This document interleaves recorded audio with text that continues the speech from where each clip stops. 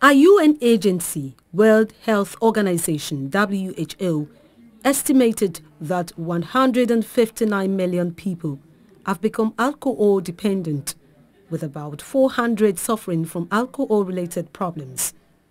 The UN global estimate also indicates that more than 50 million are regular users of heroin, cocaine, marijuana and synthetic drugs.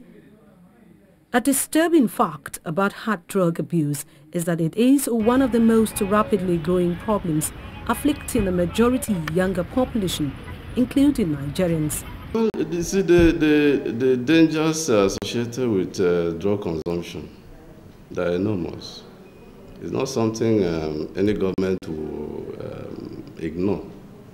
In 2011, the National Drug Law Enforcement Agency, NDLEA, published a seizure of narcotic drugs worth 31 billion naira and arrested 8,639 suspected drug traffickers at different international entry points into Nigeria.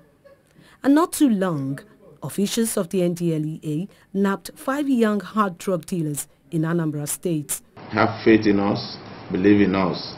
If you do this, we will contribute meaningfully to your security project. The government was concerned about it. That is why, as far back in the 80s, the National Drug Law Enforcement Agency was established to check the drugs. Nigeria is currently contending with the challenges of insurgency and other crime-related activities.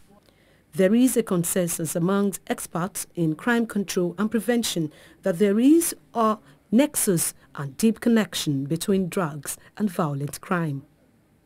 The use of illicit drugs, put precisely, influences the user, mostly the addicts.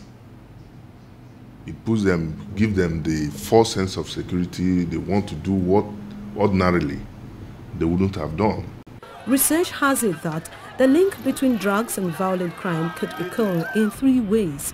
This includes violent crime by consumers of drugs, violent crime associated with production of drugs, and violent crime directly connected with attempt to enforce drug prohibitions.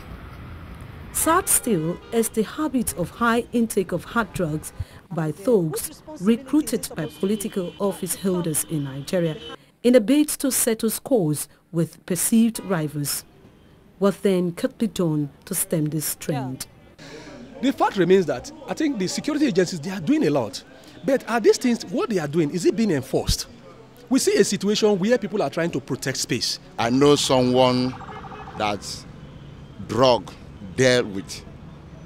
One of my relations that entered university, not knowing the implication of drugs because he was not aware. He went to the university and they joined bad boys and began to take drugs. Today, that guy is wasting in his father's house.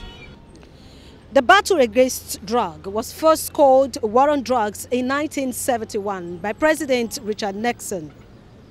Later rebranded Public Enemy Number 1 because he is aware of the danger in high intake of drugs by youth. If you're not yet convinced that the high intake of drugs by younger populations in Nigeria inevitably leads to crime, then visit most of our higher institutions of learning where crime and cultism is at an alarming rate. Ijoma Osamor, AIT News, Abuja.